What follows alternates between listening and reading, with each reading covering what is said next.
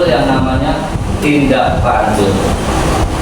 Ini dari sini kita ambil pengertian dari beberapa sumber bahwasanya diagnostik tujuannya untuk sasarannya yaitu peserta didik dan guru. Tidak cuma peserta didik saja, guru juga salah satu sasaran dari tes diagnostik itu sendiri.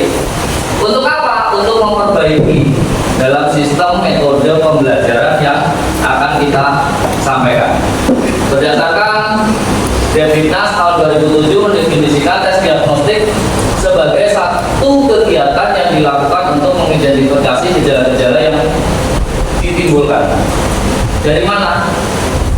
Bisa dari peserta didik, dari model kita mengajar, dari gaya peserta didik belajar, itu yang harus kita analisis juga. Yang kedua, berdasarkan Suwarto 2014 menyatakan bahwa tes diagnostik merupakan tes yang digunakan untuk mengetahui kelemahan atau miskonsepsi pada topik tertentu dalam pembelajaran sehingga dari hasil tes didapat masukan tentang respon siswa untuk memperbaiki kelemahannya. Dalam hal apa ini Bapak Ibu biasanya? Gaya belajar yang sering. Ya. Bahkan nanti akan ulun tampilkan beberapa atau hasil dari ulun sendiri kemarin komunikasi dengan Pak Sukani. Kira-kira apa yang bisa saya lakukan? Oh, pakai tes ini Pak. Dapat hasilnya, kebetulan saya nanti aja gitu. Nanti aja saya tampilkan datanya. Tanpa data omong kosong datanya gitu. Nah, fungsinya apa? Tes diagnostik ini membantu mengidentifikasi masalah atau kesulitan yang dialami oleh siswa. Ya, baik itu psikologis, mental. Makanya saya sangat mendukung sekolahan ada tim anti perundungan. Anti perundungan. Karena di sisi lain psikologis, kondisi keluarga pun juga sangat berpengaruh terhadap pembelajaran atau gaya belajar, motivasi belajar siswa juga sangat berpengaruh. Yang kedua adalah merencanakan tindak lanjut berupa upaya-upaya pemecahan masalah atau kesalahan yang telah teridentifikasi. Kalau khusus kan biasanya guru ya. Tadi Bapak juga sudah menyinggung disabilitas.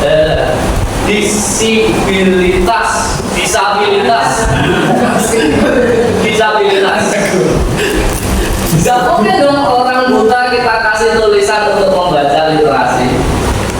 Jadi di situ perlakuannya terhadap siswa kita juga harus berbeda. Gak bisa disamaratakan pukul sama rata. Yuk kita sama-sama melakukan literasi.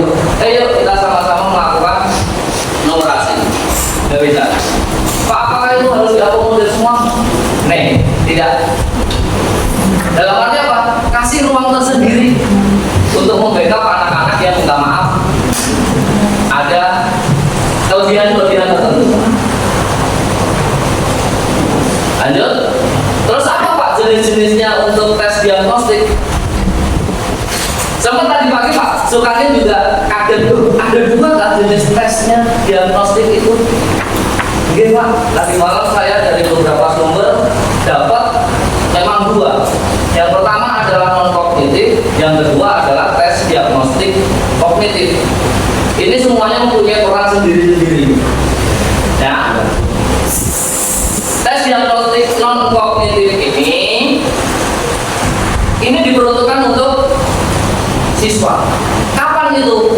Pada saat kita sebelum memulai pembelajaran. Di RPP kita ada yang namanya pertanyaan tematik kan ya Bapak Ibu Guru. Itu sebenarnya sudah termasuk dalam tes diagnostik non kognitif. Gimana Pak kita nih berangkat pakai apa? Sudah saling belum sama orang tua?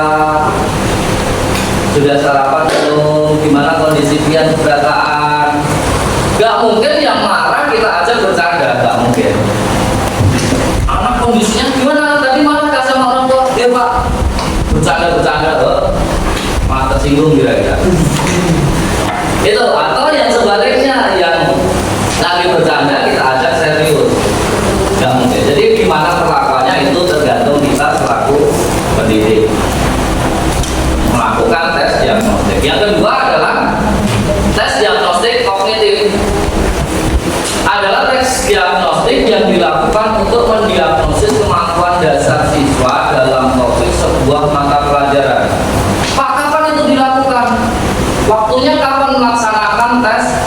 diagnostik kognitif ini bisa sebelum memulai pelajaran atau dulu waktu kurikulum 2013 saya menyebutnya dengan pre-test, post-test, dan mid-test.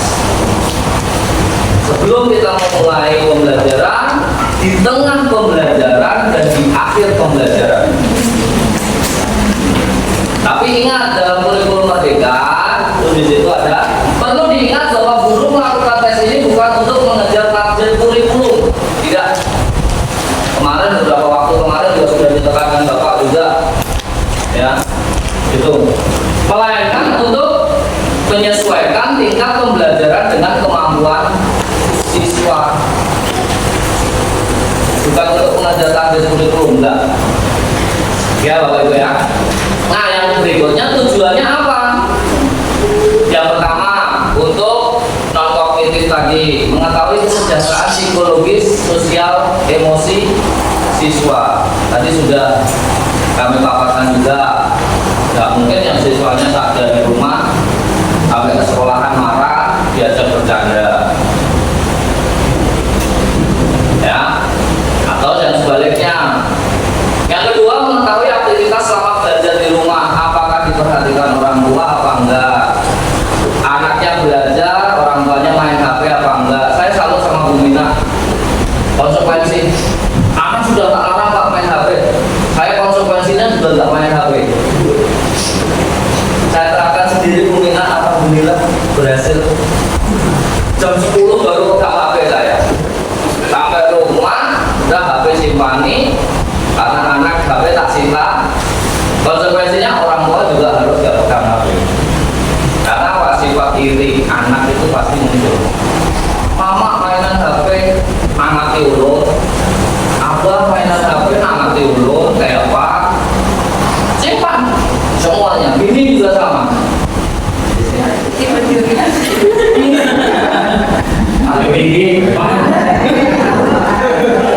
Kalau yang disimpan itu gini simpanan.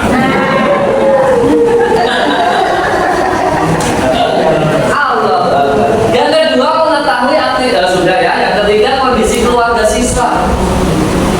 Antara yang kismin sama yang rajin kan beda ya Bu, Pak ya. Biasanya dari psikologis bawa ke sekolahan, uang saku lo berapa? Aku nggak bawa saku. Ya, akhirnya nggak ada dikawani. Banyak yang masih seperti itu ya. Ya bukan banyak sih, ada. Ya kan? Sampai yang lebih parah lagi, sampai dibawa ke kehidupan masyarakat. Yang keempat, mengetahui latar belakang pergaulan siswa. Ini gimana maksudnya Bapak Ibu? Dia seringnya berkumpul sama anak yang anak-anak FF atau enggak, dan maksudnya, atau anak-anak yang kumpulannya rajin belajar atau enggak, seperti itu. Bapak Ibu, ada satu siswa-siswi ya, lebih tepatnya siswi kita, belum salut sama dia. Ini saya pantau dari kelas 10. Dia datang langsung, pulangnya peduli. Dan baru kelas 12 kemarin saya tanya, ini kelas 12. Saya tanya, Mbak, sampai kok kalau pulang terlambat terus ngapain? Anu Pak, mengerjakan tugas-tugas yang diberikan. Singkat cerita, di situ saya menganalisis, oh ya, anak ini kalau sampai rumah sudah dia nggak mau lagi ngurusin tugas-tugas sekolah. Tapi di sisi lain positifnya yang saya ambil, manajerial dia dalam memanage waktu itu luar biasa. Sampai sore Bapak Ibu, bahkan yang hari Jumat itu, yang hari Kamis, saya lihat kita sudah pulangan, saya kebetulan duduk dia masih ada. Perempuan ini, ya, gitu. Sementara yang lain sudah pulang, anak-anak yang lain. Itu yang saya perhatikan. Pak Wang ini sering memperhatikan perempuan, lebih enak daripada memperhatikan laki-laki ya. Aman jenis. Oke. Gaya belajar yang jelas nanti akan saya tampilkan hasil dari tes diagnostik yang contoh, beberapa contoh yang saya miliki nanti akan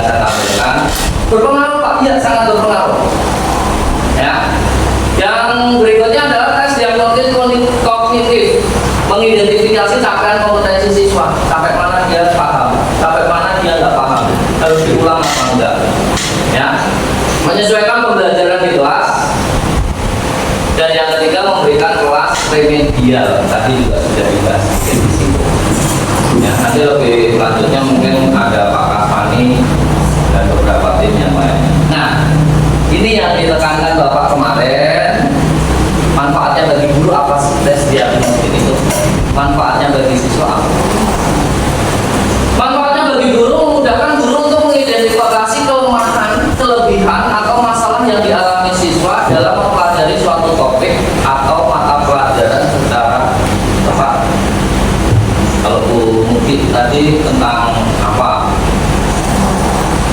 yang susah, terus cari solusinya. Siapa yang mencari itu? Kita. Oh, anak ini seperti ini, si A seperti ini, kelemahannya di sini, si D seperti ini. Apakah itu harus kita akomodir semua? Enggak. Berikan ruang-ruang khusus nanti untuk mereka. Kalaupun ruangan adakan remedial, itu kan Pak. Menurut biasa. Menurut nggak tahu nanti Pak Sukani kita sharing. Ya.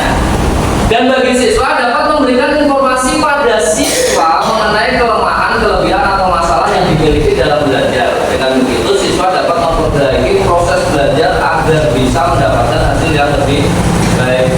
Ini yang saya janjikan tadi Bapak Ibu, salah satu contoh hasil tes diagnostik.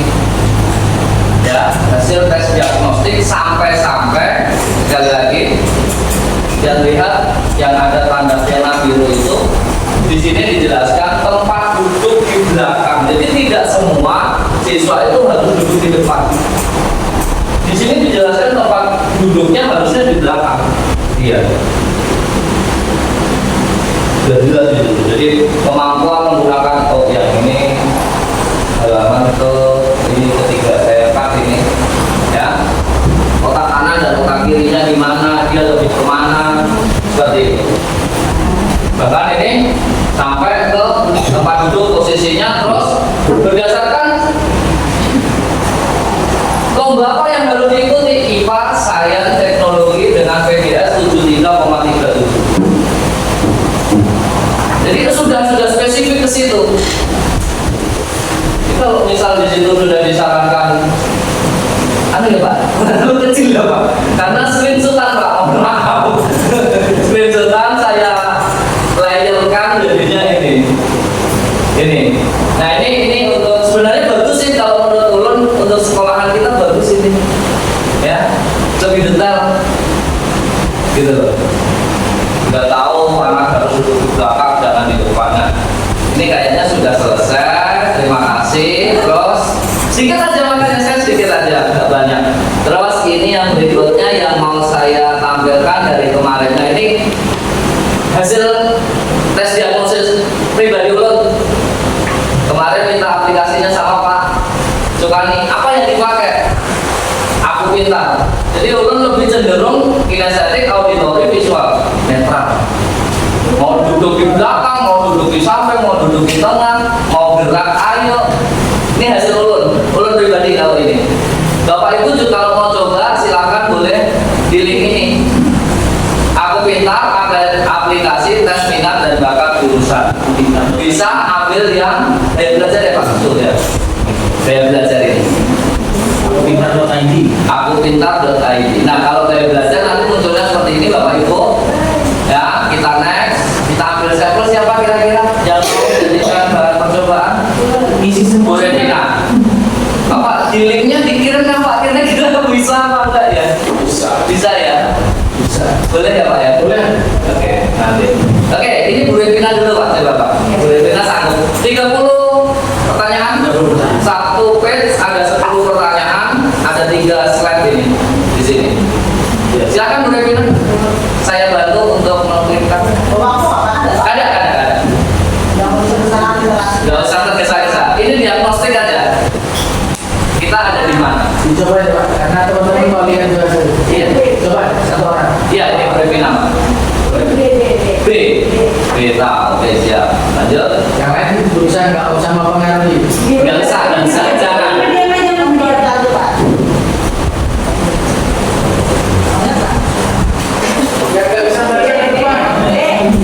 Beta juga. B lagi, oke siap.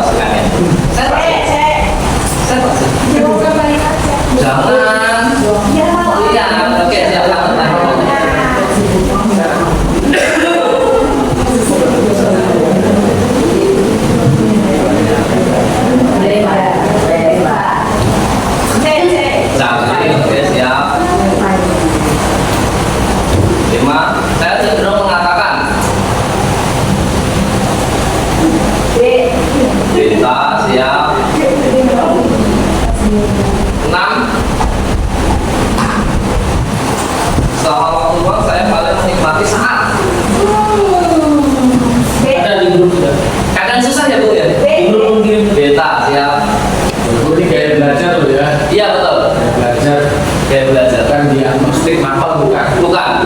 Bukan. Mapel dia harus mengulas surat.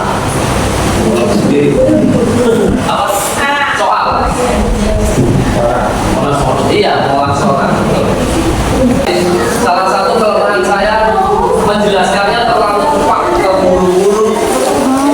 Itu kelemahannya. Kelebihannya ada bapak. Kalau kinestetik kebanyakan menjadi Iya, Pak. iya. Dia maunya cepat. Saya kinestetiknya ada tapi itu tertentu aja. Nah, asik pada menikmati, Pak. Iya. Betul ya, Pak?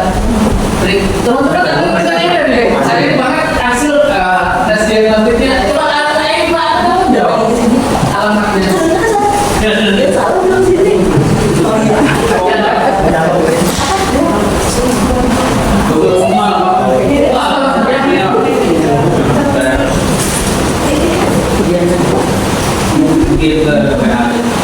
Nggak boleh kesini.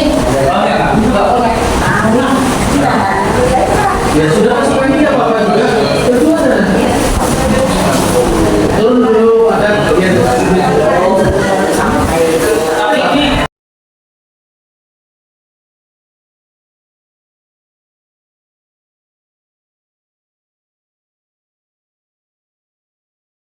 Jangan.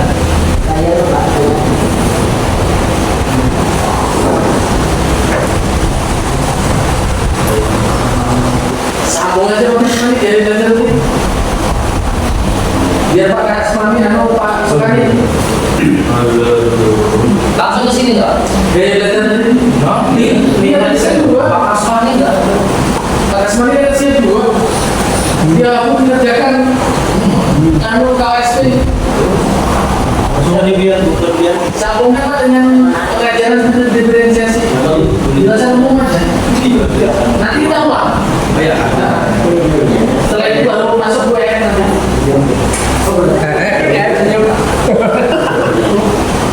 Oke, Bapak Ibu, mungkin itu dari Ulun. Salah hilang mohon maaf. Banyak kekurangan itu adalah manusiawi saya. Kelebihannya nanti ke Allah Ta'ala. Untuk selanjutnya saya serahkan ke Pak Sukani SPD.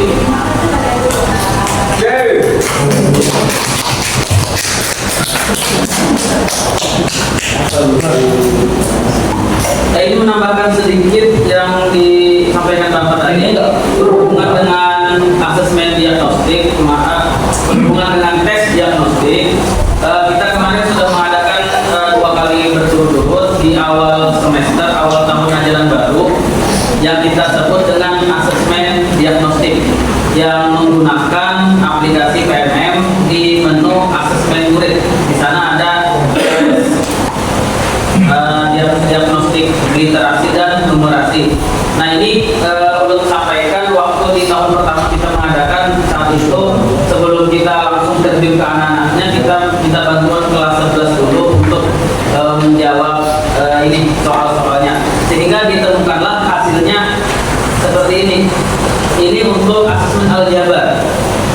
Untuk aljabar ini kan Al-Madani Muhammad Ikhwan. Nah ada perlu intervensi khusus, kemudian ada juga termasuk cakap, kemudian memiliki pengetahuan dasar, kemudian ada juga kalau nggak salah ada yang ini sudah mahir 100 lagi nilainya entah gimana gitu kemarin. 100-nya di mana Pak Peter? Ini Pak 100 per 100. Oh 100. Masa boleh. Dan nanti bisa. Di sana. Nah, ya. Nah, Sudah ada ya dari itu. Dan yang sudah mahir deh. ini kalau sudah posisinya Untuk di aljabar tadi ya. ya. Aljabar. Tapi ini kemarin sifatnya simulasi kemarin Pak. Gak apa-apa. Paling tidak teman-teman tahu Oke. bahwa kita sudah melakukan hasilnya kayak gitu. Cuma masalahnya saya tidak mendesimasi itu. Saya sebagai orang sekolah tidak melakukan desiminasinya, itulah salahnya. Sehingga teman-teman itu nggak ngerti ada data ini, jadi nggak bisa menggunakan, ternyata nggak bisa. Saya paling salah. Sampaikan dulu, ini data ini ada, bisa diambil sekarang dengan di tempat Iswadi. Ya, oke. Data ini.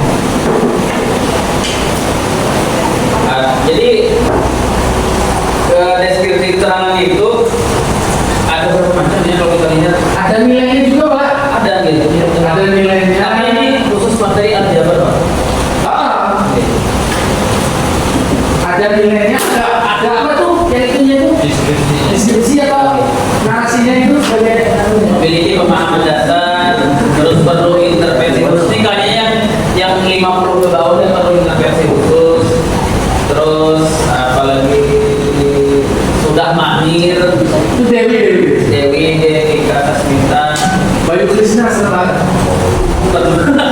sebentar loh, guru matematika yang ajar Bayu Krishna siapa? Gimana tampilannya? Apakah maksud saya apakah tes di hasil tes diagnostik ini seperti gambaran hariannya? Sesuai. oh iya benar, Itu aja, berarti kan memang pas kata coba kita hidup lagi yang lain. Itu apa? Desta? Desta, Sesuai. sama yakin juga sesuai Pak. Itu ya. Abdes, Edis sama Ya, anak itu dia jabarnya memang nggak kuat, tapi bisa jadi dia kuatnya di yang mananya gitu loh. Cuma kan kita ketika ini tadi kan melihatnya, wah ini kada pas nih, tapi kita kan nggak tahu asesmen yang dikerjakan itu yang mana. Bisa jadi itu yang ketika dia lemah gitu loh istilahnya. Ya, kalau yang tadi nggak sesuai terutama yang kata kita tadi, dan kemudian dia karena ini cuma disuruh dicoba, Pak, dia nggak berpikir sama sekali. Karena ini bukan data yang sesungguhnya. Kalau data yang sesungguhnya, mereka nggak peserta, mereka hanya orang yang diuji untuk uji coba. Ini yang lu masukkan juga tadi yang hasil yang benar itu Pak, yang membaca dengan tes maksudnya kita kan kadang-kadang kita sebagai guru general ini pintarnya kan nih secara umum, tapi tes itu kan ada beberapa yang diuji Pak di sini. Saya masih bingung mencari formatnya. Hari ini kayaknya mulai ketemu. Nanti saya paparkan rencana kerjanya secara keseluruhan. Apa nih Pak? Gaya belajar sudah ya? Gaya belajar belum. soalnya kalau kita mau menentukan diferensiasi pembelajaran itu harus dalam itu kita tuh kayak pembelajaran susunan jadwal itu apa satu Pak? Siapa yang pakai semuanya? Kalau nggak siap dia gaya belajar. Ini kayak belajar. Kalau belajar sih pakai gaya belajar nggak? Kalau buku Tapi teman-teman gaya belajarnya cukup apa loh? ya Pak? hasilnya itu hasilnya dia itu Oh ya. yang tadi tapi kan nanti bapak ada daya Saya pernah nulis enggak tulisan tangan Pak? Tentang apa Pak? Tentang gaya belajar.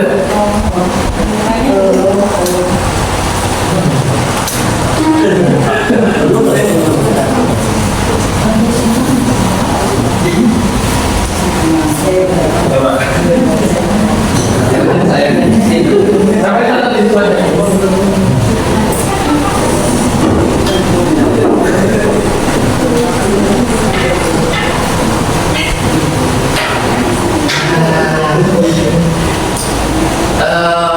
Kayaknya apa yang harus saya sampaikan? Kalau menggunakan data ini aja mungkin bisa nggak?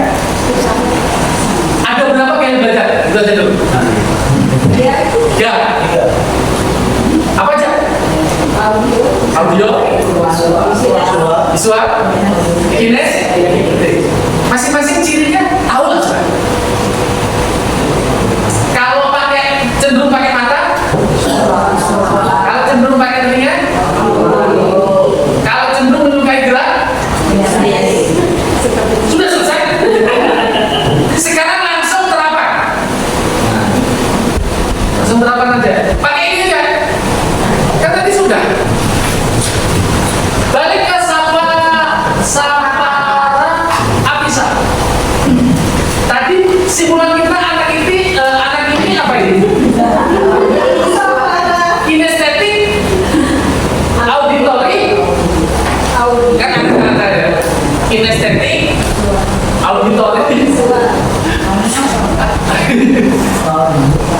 Ayo apa nih? Dari mana tahu ini audio? Terus yang nomor 2 itu mencirikan apa? Orang lain membacakan materi tersebut. bisa memahami ada materi saya bacakan. Pak Tio bacakan, saya bacakan dibayar dengerin aja. Oke, belum paham. Audio. Nomor 1 dan nomor 2 itu ciri-ciri AU. Nah, sekarang coba kita lihat nomor 3. Kondisi tenang. Jika ada suara lain maka akan terganggu. Si audio, misalnya dia suka yang ning, begitu temannya, iya, kau aja. Suara terganggu beda. Saudara belajar. Saudara belajar. Ya karena harus menyibukkan. Langsung tapi mendengar ya. Orang lain dibacakan suka juga. Kondisi tenang suka juga. Tetapi bila suasana agak ramai tidak terganggu. Itu menandakan dia masih bisa menggunakan matanya. Terus melihat sikap dan gerakan guru itu juga. Nah, anak ini komplain. Kalau gerakan guru itu sebetulnya bisa ke arah kinestetik itu. Sudah mengarah ke kinestetik. Tapi dia dominan dengan karena sebetulnya nanti kita nggak bisa fasilitasi sesuai mau dia. Tapi anak-anak yang tengah-tengah kayak gini ini menyamai kita ngajar. Kenapa? Dikelompokkan dimanapun dia sanggup.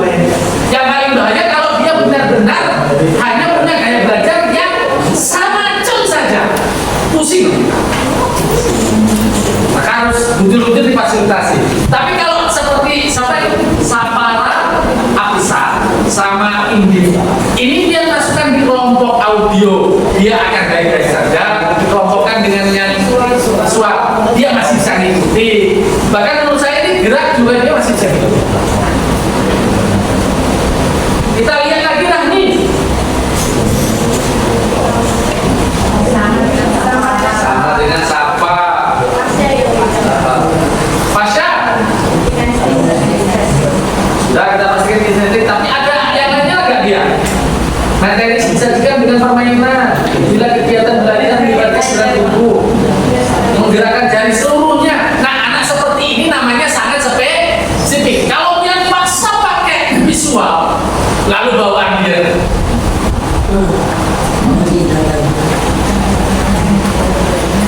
Bawaan dia harus pakai sedikit dia. Harus pakai sedikit. Itu sebabnya kalau kita tahu berdahulu dalam satu rumpun kelas itu apa gaya belajarnya, maka di rumah kita itu siap. Yang audio dengan anu nanti ini. Yang sangat berbeda sih anu itu ini. Siap kita. Jadi kita kan bawahnya ada tapi sari-sari banget. Siap. Kaitannya ini ya Pak, gaya belajar itu terkait dengan perencanaan pembelajaran ya Pak. Jadi gaya belajar itu mempengaruhi perencanaan pembelajaran, mempengaruhi praktek pembelajarannya, supaya kita lebih mengakomodir kebutuhan anak, bukan mengakomodir maunya guru. Kurikulum Merdeka itu Bapak Ibu apa ya, kurikulum yang lebih berpihak kepada anak. Kalau yang terdahulu banyak guru ya Pak. Iya. Saya kita harus lebih banyak kenalan. Bahkan konsep kepala sekolah pun dirubah. Bukan kepala sekolah itu tukang gitu atur-atur, tapi dia adalah pelayan. Dia pelayan. Kamu melayani. Makanya saya terpikir pilih satu kelas saja. Cuma satu kelas saja.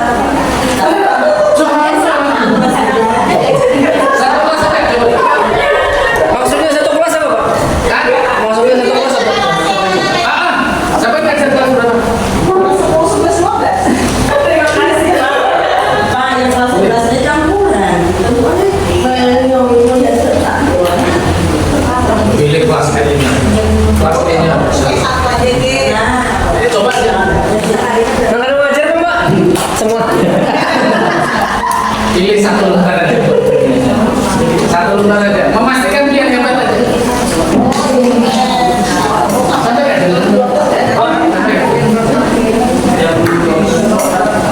Yang jar Bapak